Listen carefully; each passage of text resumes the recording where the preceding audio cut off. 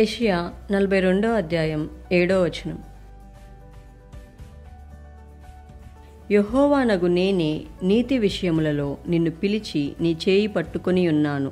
నిన్ను కాపాడి ప్రజల కొరకు నిబంధనగాను అన్యజనులకు వెలుగుగాను నిన్ను నియమించి ఉన్నాను. Amen. Isaiah chapter 42 verse 6.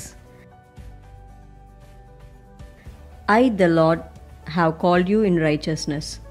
I will take hold of your hand. I will keep you and will make you to be a covenant for the people and a light for the Gentiles. Amen. Send your prayer request to susandesia@gmail.com. We will pray for you. Like, share, subscribe.